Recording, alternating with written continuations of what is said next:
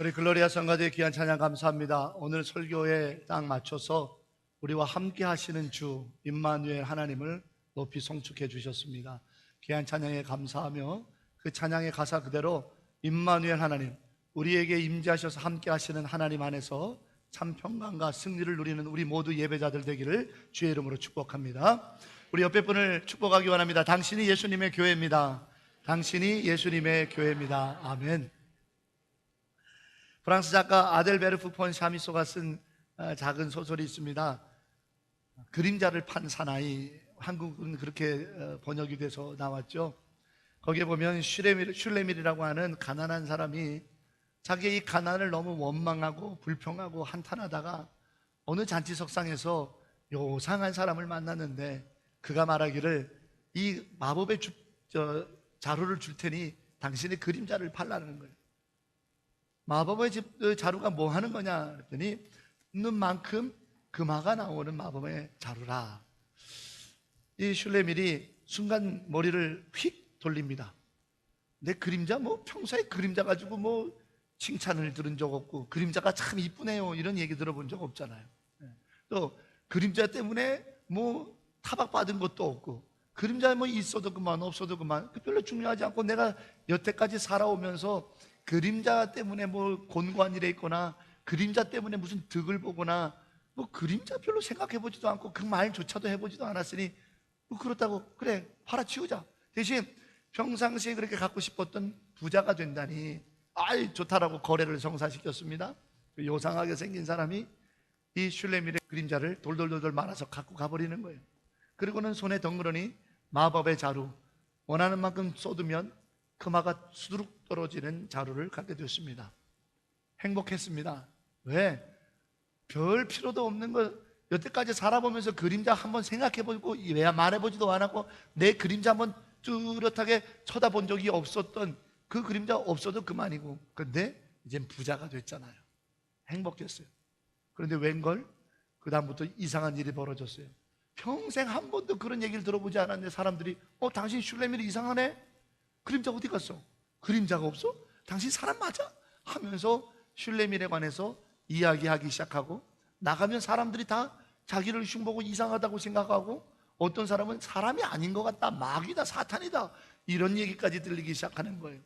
슐레밀이 대인기피증에 걸리게 됐고 결국 그의 그림자는 그림자를 판 일로 인해서 그가 어처구니 없이 죽음이라는 것을 맞이할 수밖에 없게 됐습니다. 슐레밀이 말합니다. 많은 금화보다도 필요한 것이 그림자였어. 여러분, 저는 오늘 이 그림자를 판 사나이 슐레밀의 이야기를 서두에 여러분에게 드리는 것은 우리 믿는 자들에게도 이와 같이 그림자 같은 존재가 있는데 그것을 우리가 팔아먹고 신경도 안 쓰고 살고 있지는 않나라는 질문을 먼저 던지기 위함입니다. 우리에게 있어서 그림자는 뭘까요? 있어도 그만 없어도 그만 생각도 안 하고 없어도 잘 살 것 같고 뭐 살아가면서 한 번도 생각해보지도 않았고 그래 불필요한 라고 생각했던 것은 바로 하나님의 임재라는 겁니다. 살아가면서 하나님의 임재를 한 번도 생각해 본 적도 없어요. 그건 잠깐 교회에서 하는 얘기고 교회에서 뭐 그렇게 찬양할 때만 그런 것 같고 뭐 하나님의 임재가 내가하고 내 삶하고 무슨 상관이 있는가. 마치 그림자처럼 하나님의 임재가 없더라도 그거 팔아서 내가 마법의 자루, 그 말을 쏟아낼 수 있는 자루가 있다면 뭐 상관없을 것 같은 하나님의 임재를 뭐 굳이 느끼고 여태까지 신앙생활 해온 것도 아니고 하나님의 임재를 뭐 가슴 깊이 애절하게 살면서 살아와가지고 내가 복을 얻은 것도 아니고 그 뭐 있어도 없어도 그만 그리고 없어도 뭐 예배는 잘 드리고 하나님의 임재를 내가 살지 못해 느끼지 못해도 내 살아오는데 전혀 문제가 없었지 않았나 그런 생각들을 혹시 하고 있지는 않은지. 모세도 그와 같았습니다.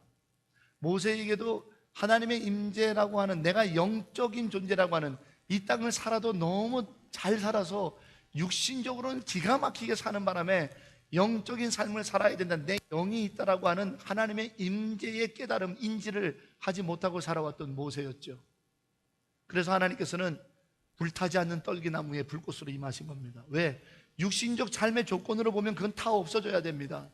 다 없어진 만큼 불이 사그러지든지 바람에 의해서 불이 번져서 옆으로 더 많이 불이 확대됐는지 그게 내가 살아왔던 육신적 삶이었습니다. 그런데 육신적 삶의 눈에 보기에 이건 아니잖아. 왜 분명히 불길이 있는데 그 불이 꺼지지도 않고 더 번지지도 않고 그리고 그 다 마른 가시나무가 타버리지도 않는가? 이건 육신적인 삶이 아니고 다른 게 뭔가 있는 거 아니야? 하고 생각해서 가까이 갈 때 하나님이 그를 말합니다. 여기는 거룩한 곳이니 내 신을 벗어라. 영적인 삶이 있다는 인식의 전환이 바로 모세에게 일어나기 시작한 거죠. 오늘 우리 나눌 성경의 본문이 바로 이런 백그라운드를 가지고 있습니다. 사랑하는 여러분, 저는 이 한 달 동안 하나님이 던지신 4가지의 질문을 가지고 함께 은혜를 나눕니다. 내가 어디 있느냐? 내 아우가 어디 있느냐? 그리고 오늘 3번째로 내 손에 있는 것이 무엇이냐? 하나님께서는 반드시 이걸 특별한 존재인 모세에게만 물었던 게 아니라 이 땅을 육신적인 삶으로 힘껏 살아왔던 우리들에게도 동일하게 던지시는 질문이라는 거죠. 내 손에 있는 것이 무엇이냐라는 질문을 통해 우리가 정말 하나님의 임재라고 하는 임마누엘, 하나님이 함께하고 계시다라고 하는 이 영적인 부유함과 강성함으로 살아야 될 존재인데 우리 손에는 육신의 것만 잔뜩 갖고 있지 아니한가? 그래서 하나님이 우리 손에 뭐가 있냐고 물으시는 건 아닌지. 오늘 함께 말씀을 나눔으로 인해 하나님의 임재를 분명하게 사모하고 믿는 자답게 하나님의 영의 임재를 통해서 이 땅에 하나님의 역사를 드러내고 만들어 나가는 믿는 자의 승리의 삶이 내 손에 있는 것이 무엇이냐라고 질문하시는 하나님의 질문 앞에 우리들이 답변함으로 오늘 은혜를 나눔으로 우리의 삶에 일어나는 영광의 찬송이 되기를 주의 이름으로 축원합니다. 여러분, 오늘 이 배경 속에서 하나님께서 이 땅에 임재하시겠다고 내려오시겠다라고 말씀하십니다. 그 왜 그러냐면 우리가 읽지는 않았습니다만 출애굽기 3장에 돌아가 보면 하나님께서 말씀하십니다. 내 백성이 울부짖고 있도다. 내가 그들의 고난과 고통의 울부짖음을 들었노라. 그러면서 출애굽기 3장 8절에 너무나도 중요한 말씀을 하십니다. 내가 내려가서 그들을 구원하리라. 하나님께서 직접 내려가시겠다고 말씀하시는 거예요. 하나님께서 당신의 백성들이 고통받고 울부짖고 탄식하는 그곳에 내가 내려가서 출애굽기 3장 8절에 분명히 내가 내려가서 그 고통의 연장에 내가 내려가서 내 백성을 구원하리라 이렇게 말씀하시는 거예요. 그러므로 하나님의 임재는 분명히 있다라는 겁니다. 그런데 하나님이 오시는데 어떤 하나님이 임재하시냐 이거예요. 어떤 하나님이에요? 오늘 성경에 하나님은 자기를 선언하십니다. 셀프 디클레이션을 합니다. 뭐라고요? 나는 아브라함의 하나님, 이삭의 하나님, 야곱의 하나님, 내 백성의 탄식을 듣고 내려가 직접 그들을 구원하는 하나님이라. 할렐루야. 여러분, 하나님의 이 멋진 고백, 이 하나님이 우리에게 오시는 사건, 이것이 바로 우리 믿는 자들에게 일어나는 축복이라는 거죠. 우리 믿는 자들에게 일어나는 역사라는 거죠. 우리 믿는 자들에게 일어나는 하나님의 권능이라는 겁니다. 하나님의 임재의 권능, 하나님의 임재의 축복, 하나님의 임재의 역사가 우리 안에 있기를 바랍니다. 어떤 하나님? 아브라함의 하나님, 이삭의 하나님, 야곱의 하나님. 아브라함의 하나님은 누구십니까? 갈 바를 알지 못하지만 순종하는 자에게 동행하시고 역사하시는 하나님이죠. 이삭의 하나님은 어느 하나님이십니까? 약속을 믿고 기다리는 자에게 그 약속을 이루어주시는 하나님이시죠. 야곱의 하나님은 어떤 하나님입니까? 주여 나를 복주시지 아니하고서는 갈 수 없나이다 사모하며 울부짖는 자에게 응답하시는, 기도에 응답하시는 하나님이시잖아요. 그 하나님이 우리에게 내려오셔서 우리의 탄식과 고난 가운데 역사하시는 것을 하나님의 임재라 한다는 말이죠. 여러분, 오늘 이스라엘 백성에게 출애굽기 3장 8절에 내가 내려가서 그들을 구원하리라 하셨던 하나님의 임재, 아브라함의 하나님, 이삭의 하나님, 야곱의 하나님, 이 놀라우신 하나님이 우리의 탄식과 기도와 우리의 울부짖음 속에 임재하여 역사하시는 그 기쁨이 우리 안에 있기를 원합니다. 여러분, 한 청년이 있었습니다. 이 청년은 참 봉사정신이 뛰어났었어요. 그래서 소외된 자들에게 내가 내 삶을 헌신하겠다 하면서 한센인들을 찾아가 아주 열심히 섬겼던 청년이었어요. 똑똑했고요. 근데 이 청년이 참 안타까운 치명적 질병에 걸리고 말았습니다. 상악동암이라는 암입니다. 처음 들어보는 암이에요. 이 상악동암이라는 것은 발병되면 6개월 안에 사망률이 95%입니다.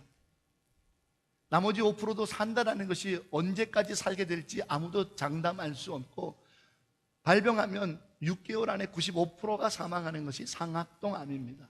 이 상악동암은 얼굴의 이 광대뼈와 이 코 사이에 암세포가 자라나는 걸 말합니다.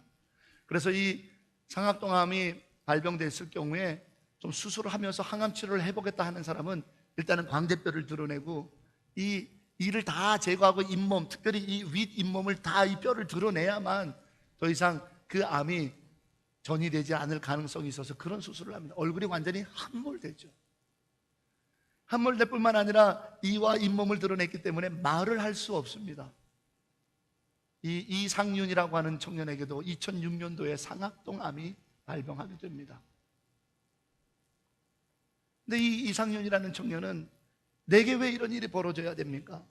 죽음 앞에서, 절망 앞에서 그가 하나님 앞에 엎드려 기도하기 시작합니다. 의학적으로는 이제는 불가능하다라고, 모두가 더 이상 너에게는 가능성이 없다라고 돌려서 얘기하는 그 순간, 그는 이에다가 보철을 끼고 그 보철이 이 잇몸을 찔러서 피가 주룩주룩 흐르는데도 불구하고 나는 수화를 배우지 않고 나는 말을 하겠노라고, 나는 말로 하나님의 여호와의 영광을 돌리겠다고, 나는 하나님이 계획이 있으시고 하나님의 나에 대한 섭리가 있다면 이 상악동암도 하나님이 주신 것인데 이 암의 자리에 하나님이 임재하셔서 당신의 계획을 이루셔서 나를 이끄신다면 내가 하나님의 역사를 선포해야 되는데 내가 수화를 할 수 없다, 내가 말로써 하나님의 영광을 선포하겠다고 하며 보초를 끼고 피를 주룩주룩 흘리면서 그 고통을 감내하면서 말을 배웁니다. 그리고 그는 여전히 살아있고 부경국립대학교 교수가 돼서 언어장애학자로는 최초의 교수로서 살고 있습니다. 그가 이렇게 얘기합니다. 지금 돌이켜보면 투병 중에도 저는 혼자가 아니었음을 믿습니다. 어느 날 힘든 일이 닥칠 때마다 손에서 놓지 않았던 성경 구절이 있는데 달리다곰이었습니다. 아이야 일어나라 하셨던 그 주님의 말씀, 주님 내게도 오셔서 말씀하셔서 주님이 내게 계획이 있으셔서 이 아픔을 주셨다면, 이 계획 가운데 임재하신다면 전능하신 하나님, 죽은 자도 살리시고 없는 것도 있게 하시는 여호와 이레, 나의 전능하신 하나님이여 내게 임재하셔서 나에게 역사하여 주옵소서. 달리다곰의 말씀의 영향을 내가 믿습니다. 달리다곰의 하나님의 역사를 내가 사모합니다. 주여 내게 임재하여 주시옵소서. 그와 같이 내가 부르짖고 나아갔을 때 내 고통이 더 이상 고통이 아니고 감사였음을 이제 나는 고백합니다 하며 그의 지나왔던 삶의 시간들을 토로하고 있습니다. 이 하나님이 임재하시겠다라는 겁니다. 우리에 대한 계획을 갖고 있고 그 계획을 이루시는 전능하신 하나님이 우리에게 임재, 내가 내려가겠다라고 하시는 겁니다. 내가 내 백성에게 내려가겠다고. 어떤 백성이요? 울부짖는 백성. 어떤 백성이요? 탄식하고 있는 백성. 어떤 백성이요? 죽어가는 백성. 어떤 백성이요? 누구도 보호하지 않고 버려진 백성에게 내가 내려가겠다라는 거예요. 이 하나님이, 이 전능하신 하나님이, 아브라함의 하나님, 이삭의 하나님, 야곱의 하나님이라고 불려지기를 즐거워하시는 하나님이 내 백성에게 내려가서 내가 내 백성을 고치리라고 하시는 겁니다. 그런데도 우리는 이 하나님의 임재를 경홀히 여겨서야 되겠습니까? 이 하나님의 임재가 없어서야 되겠습니까? 당신의 백성의 탄식 가운데 내려오셔서 당신의 영광의 역사를 이루겠다고 하신 아브라함과 이삭과 야곱의 하나님의 임재가 오늘 내 손에 있는 것이 무엇이냐라고 하는 질문 가운데 응답하는 우리들의 삶 속에서도, 우리들의 기도 가운데도 바로 이 하나님, 사도 바울이 담대하게 밝혔던 로마서 4장 17절, 죽은 자도 살리시고 없는 것도 있는 것으로 부르시는 전능하신 여호와 이레 나의 하나님, 이 하나님이 오늘 우리들의 응답 가운데 임하셔서 그분의 계획, 그분의 일을 행하시는 영의 승리가 우리 안에 일어나기를 주의 이름으로 간절히 축원합니다. 그런데 놀라운 것이 오늘 성경에 계속해서 기록되어 있습니다. 분명히 출애굽기 3장 8절에 내가 가서 내 백성을 구원하겠다라고 하는 이 전능하신 하나님의 임재를 스스로 선포하시면서 오실 생각은 안 하시고 모세를 부르시네요. 그러면서 모세야 가라. 내가 너와 내 형 아론의 입에 내가 함께 하겠다. 하나님의 임재는 바로 믿음의 사람들, 믿음의 동력자들, 영적 지도자들을 통해서 우리에게 임하고 있음을 성경은 우리에게 정말 놀랍도록 들려주고 있습니다. 모세야, 네가 가라. 내가 내 백성을 직접 내려갈 건데 네가 감으로 인해서 내가 가겠다라. 모세야, 내가 내려가서 내 백성을 구원할 계획, 그 위대한 전능한 역사를 내가 행할 건데 그것은 네 발걸음, 네 손짓, 너의 입술을 통해서 내가 임재하겠다라는 의미로 모세를 부르시는 거죠. 여러분, 그렇습니다. 저는 부족한 종이고 죄인입니다. 저는 너무나도 연약한 종이고 두렵고 떨리는 사람입니다. 또 하나님께서 우리 가운데 세우신 목회자들과 또 장로님들과 또 여러 많은 주의 종들이라고 부르는 자들이 온전하고 부끄러움과 흠과 티 없나? 아닙니다.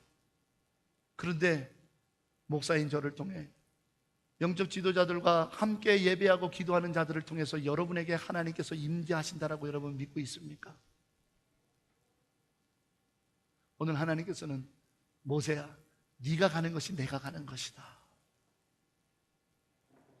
역시 우리가 예상했던 반응이 나옵니다. 모세가 주여 말도 안 되는 소리 하지 마십시오. 오늘 본문 4장 1절에 말도 안 됩니다. 저들이 안 믿을 겁니다. 왜 그럴까요? 모세에게는 첫 번째 과거가 있기 때문입니다. 그가 히브리인들을 보호한답시고 애굽의 관리를 쳐 죽였던 과거가 있는 사람이에요. 저 사람 처음에 여기 와갖고 뭐 했는지 내가 아는데, 그러나 하나님은 그 사람을 통해 우리에게 임재하신다는 거죠. 모세는 자기의 과거 때문에 도저히 하나님의 임재는 말도 안 된다고 손으로 설레를 칩니다. 그리고 두 번째, 지금 자기의 모습입니다. 예전에 40년 전에 부르셨으면 너무 좋았죠. 왜? 그때는 폼나잖아요. 애굽의 왕자, 옷도 달라요. 말 2마리가 끄는 마차를 탁 기마를 몰면서 호롱하는 주의봉을 들고 그렇게 살던 때 임하였으면 정말 하나님이 우리를 구원하시려고 임재하시나 보다 믿을 법할 것 같은데, 지금 모세는 뭐예요? 40년 동안 광야에서 살았던 초췌한 모습입니다. 제대로 씻지 못했고 제대로 입지 못했고, 그것도 처가살이 하느라고 눈치 보면서 언제 자기를 잡으러 오는 애굽의 수비병들이 들이닥칠지 모르는 항상 초조한 마음으로 자기의 지금 꼬라지를 보는데 무슨 하나님의 임재를 사람들이 믿겠어요? 하나님, 제가 돈도 없고 집도 없고 저는 지식도 없고, 하나님, 저는 교회에서 직분자도 아니고, 하나님, 나는 아무것도 아닌데 나한테 임재를 해서 사람들에게 하나님의 영광을 드러낸다고요? 아유, 하나님, 사람들이 웃습니다. 하나님, 보낼 만한 자를 좀 보내세요. 하나님, 하나님의 임재가 있다라고 믿을 만한 뽀다구가 나고 모양새를 갖고 있는 거부를, 아니면 그런 명예를 갖고 있고 그러한 작식을 갖고 있는 사람을 좀 보내세요. 모세가 그렇게 말합니다. 하나님은 노하시죠. 근데 모세는 마지막으로 하나님의 임재를 또 거부합니다. 왜요? 자기 지식과 경험으로 봐서는 애굽에 가봤자 단번에 칼날로 목이 베져 나갈 거니까요. 자기가 알잖아요.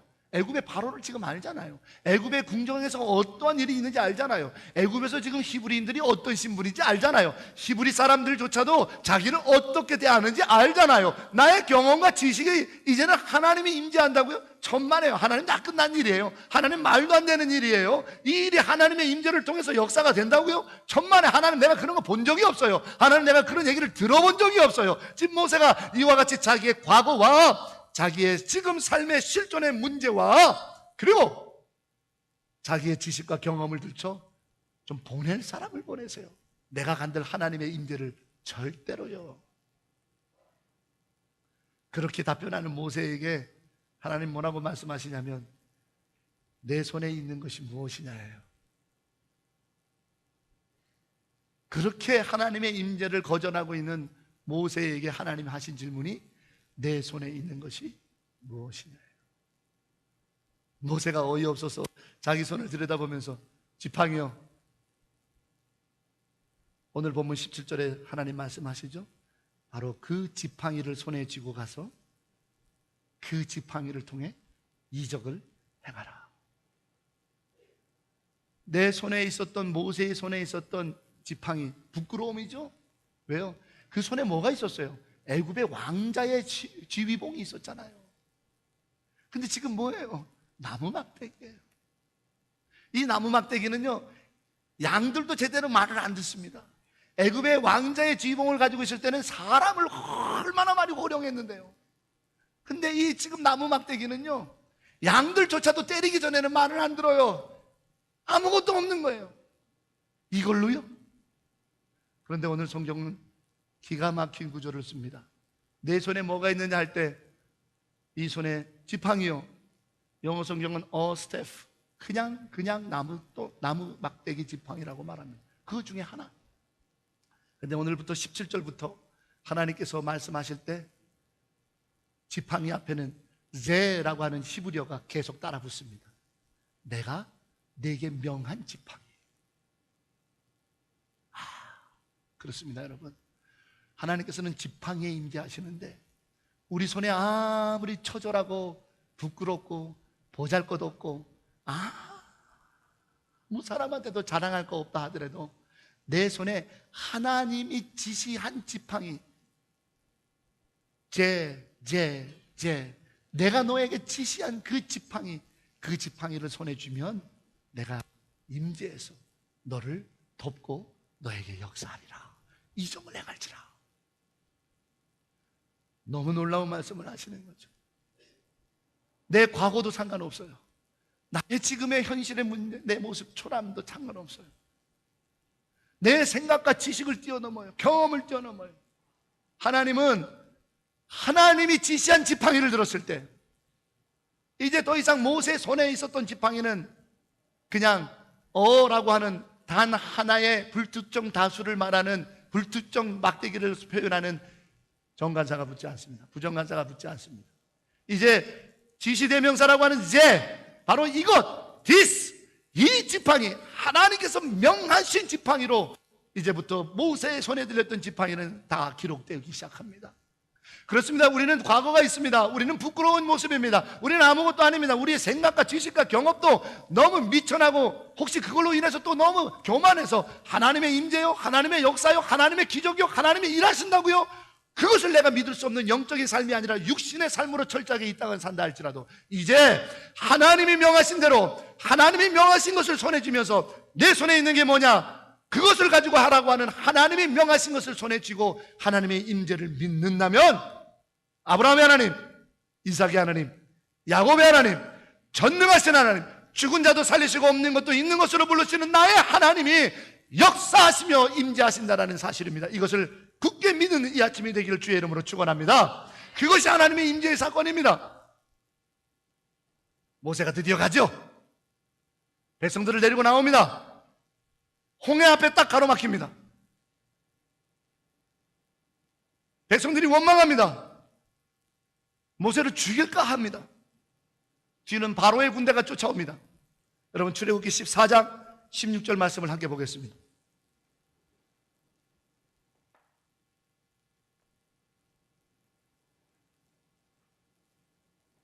이 홍해 앞에서 하나님이 모세에게 뭘 하고 말씀하시며 임재하시는지 한번 보겠습니다.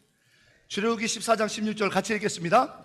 지팡이를 들고 손을 바다 위로 내밀어 그것이 갈라지게 하라. 이스라엘 자손이 바다 가운데서 마른 땅으로 행하리라. 할렐루야. 하나님께서 홍해 앞에 있어서 원망과 불평을 들으며 목숨의 위협을 느끼는 모세에게 내가 너에게 준 이 지팡이 있지 않느냐, 이 지팡이를 들고 네 손을 뻗어서 바다를 갈라지게 하라. 모세가 그 말씀에 순종하죠. 이 지팡이는 하나님이 내게 함께 하시겠다라고 하는 나의 약속이니 내가 믿습니다 하고 그가 14장 21절에 모세가 바다 위로 손을 내밀매 그 손에는 뭐가 있습니까? 하나님이 명하신 지팡이가 들려있어요. 하나님이 명하신 그 지팡이를 드는 손을 가지고 하나님이 말씀하신 대로 순종하였더니 바다가 갈라지고 마른 땅이 되었더라. 할렐루야. 여러분 우리의 기준대로 사시면 안 됩니다. 하나님의 임재는 거기에 일어나지 않습니다. 우리의 뜻대로 내가 원하는 대로 예배드리는 자리에 하나님은 절대로 임재하지 않습니다. 내 필요를 위해서 드리는 예배가 아니라 하나님께서 원하시고 하나님이 기뻐하시고 하나님이 명하신 정결함과 순종함으로 나가는 예배, 하나님이 우리에게 명하신 삶을 사는 자들에게 일어나는 사건이 하나님의 임재요, 그 임재의 사건에 하나님의 역사가 있는 거죠. 우리는 이 사실을 너무 간과하고 잃어버렸습니다. 우리는 이 사실을 너무 소홀히 여겼습니다. 습관과 타성에 젖었습니다. 내가 늘 하던 대로 그렇게 드리는 것이 예배요, 그것이 신앙생활인 줄 우리가 조금 젖어드는 경향이 있습니다. 아닙니다. 깨어나야 됩니다. 내가 명한 것, 하나님이 명한 것입니다. 하나님이 명하신 지팡이를 쥐어야 되죠. 그건 순종이죠.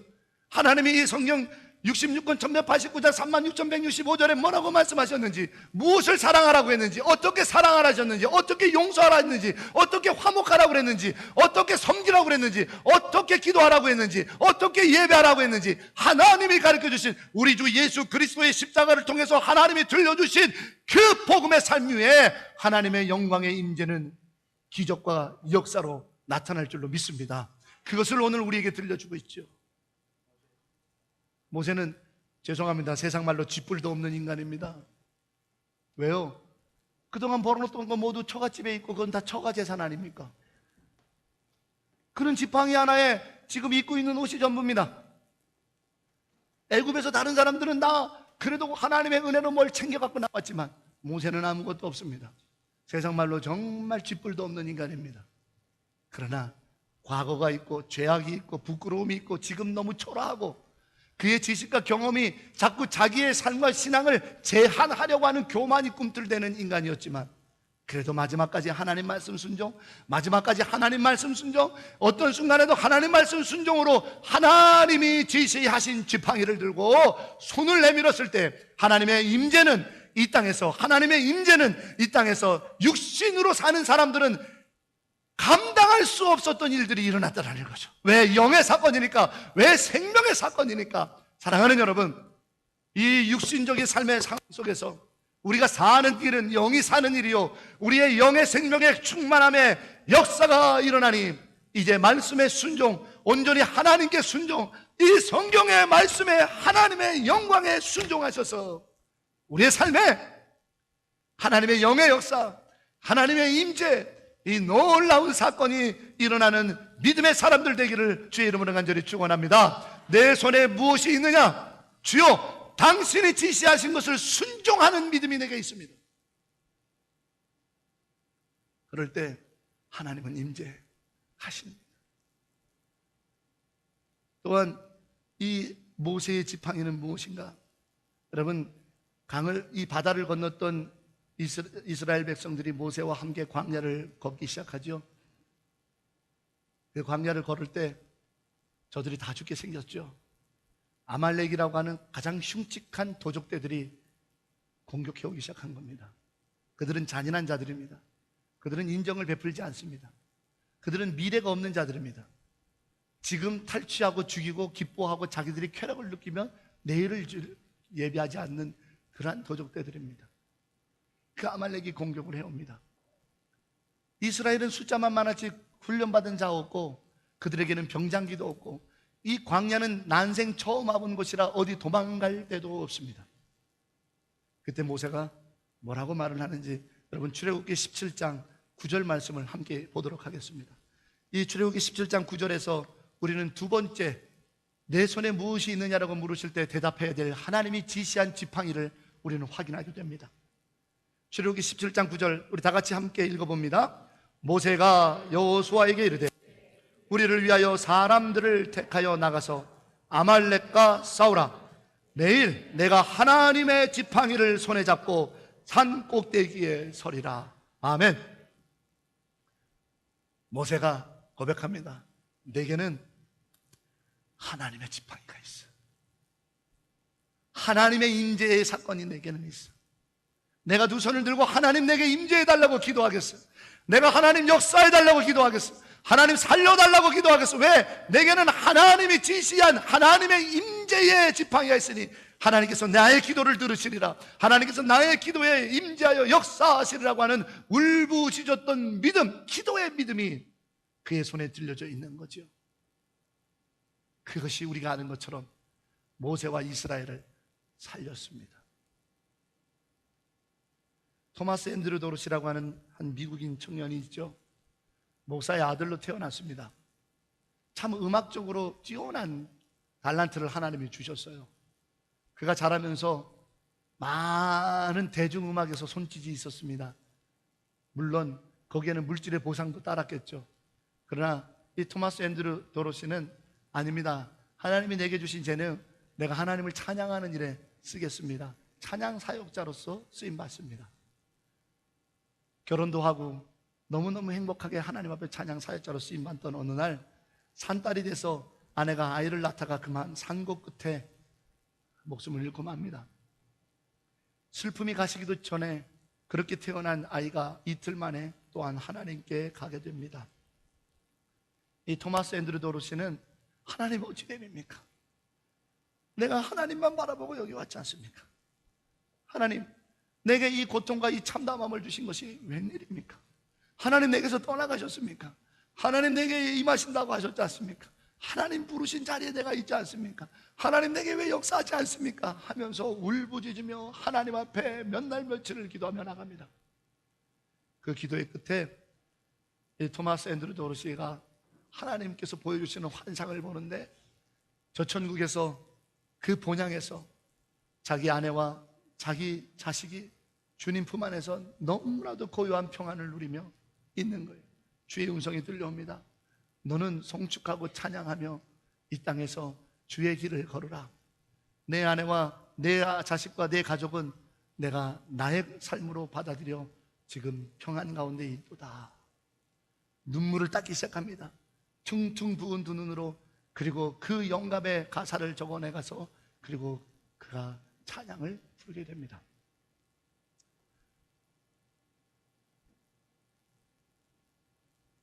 Precious Lord, take my hand, lead me on, let me stand. I'm tired, I'm weak and worn. Through the storm, through night, lead me on to the light. Take my hand, precious Lord, lead me home. 주님여 이 손을 꼭 잡고 가소서. 약하고 피곤한 이 몸을 폭풍의 흑암 속 빛으로 인도하사 손잡고 날 인도하소서. 그의 가사를 우리 한국 찬양은 이렇게 번역을 했습니다. 그런데 맨 마지막 구절이 조금 미진하게 번역이 됐습니다. Lead me home. 나를 그 천국, 하나님의 본향, 내 고향으로 나를 인도해 달라고요. 그의 이 찬양은 흑인 인권운동을 했던 마틴 루터 킹 목사의 끊임없는 고백이어서 그가 인권운동을 하며 가두행진을 할 때마다 이 찬양을 불렀고 그의 장례식 때도 이 찬양이 울려졌고 미국 대통령 35대 대통령 린드 존슨도 이 찬양으로 살아온 인생이라 자기 죽으면 장례식 때 이 찬양을 불러달라고 내가 Lead me home 번향 가기 원한다고. 여러분, 오늘 모세가 뭘 쥐고 있습니까? 막대기요? 아닙니다. 모세가 뭘 쥐고 있나요? 하나님 손. 하나님 살려주십시오. 하나님 살려주십시오. 하나님, 우리는 병장기도 없고 칼도 없고 방패도 없어요. 하나님, 저 난폭한 도적들을 통해서 우리가 살 수 있는 방법은 하나님입니다. 하나님 우리의 손을 붙잡으셔서 하나님이 인도하시려고 했던 그 본향으로 우리를 데려가시고, 하나님 우리를 살려주십시오. 하나님 역사하십시오. 모세가 손에 쥔 것은 막대기가 아닙니다. 지팡이가 아닙니다. 모세가 손에 쥐고 울부짖었던 것은 하나님 손입니다. 하나님 임재의 손입니다. 여러분, 우리가 그 믿음으로 울부짖을 때 우리의 손을 붙잡아 주시는 하나님의 임재의 사건이 있다는 사실을 여러분 기억하십시오. 외로워하지 마십시오. 너무 지쳤다고 좌절하고 실망하고 낙심하거나 그렇게 해서 육신의 삶으로만 살면서 그냥 그렇게 시간을 흘려보내지 마십시오. 우리에게는 하나님의 임재가 있습니다. 우리에게는 하나님의 임재가 있습니다. 우리에게는 하나님의 손이 있습니다. 그 손이 우리 손에 있으니 그 믿음을 가지고 하나님께 나가는 거예요. 부르짖는 거예요. 그게 우리가 할 수 있는 일이에요. 그러면 하나님 말씀하십니다. 내가 임재할게. 하나님의 임재가 일어나면 하나님이 하실 일은 우리는 이제 그때부터 우리의 관할 밖의 일이에요. 하나님이 죽이기도 하시고 살리기도 하시지만 죽은 자는 반드시 부활의 때 다시 살리시고 산 자는 이 땅에서 하나님의 영광을 증언하게 만드시는 하나님이 하실 일은 우리 노터치예요. 그러나 우리가 할 수 있는 한 가지는 육신의 삶으로만 살 것이 아니라 내 손에 도대체 무엇이 있느냐? 지식, 경험, 돈, 이 땅에서 운이 아니에요. 하나님, 나는 하나님 손 붙들고 울부짖는 자입니다. 하나님 내게 역사하시옵소서. 나는 살아갈 것입니다. 나는 이 고난 가운데서도 이 흑암 가운데서도 살 것입니다. 하나님 내 손 잡으시옵소서. 하나님께 부르짖는 그 부르짖음, 거기에 아말렉은 전멸하게 되고 이스라엘이 승리하게 되는 기적의 승리가 있었음을 보게 됩니다. 사랑하는 여러분, 오늘 우리의 삶 속에도 이와 같은 고백이 있기를 주의 이름으로 축원합니다. 하나님은 살아계십니다. 하나님은 전능하신 분입니다. 하나님은 이 땅에 내가 가서 구원하겠다라고 하시는 아브라함의 하나님, 이삭의 하나님, 우리 야곱의 하나님이십니다. 여러분의 하나님이십니다. 손을 내미십시오. 기도로, 믿음으로, 순종함으로 주님 손 잡았음을 확신하고서 일어나십시오. 하나님 물으십니다. 내 손에 무엇이 있느냐? 응답하기 원합니다. 하나님, 주님 손이 내 손에 있잖아요. 내가 이걸 믿습니다. 말씀하소서. 순종합니다. 주님, 나의 기도를 들으소서. 긍휼을 내게 베풀어 주시옵소서. Take my hand, oh precious Lord, lead me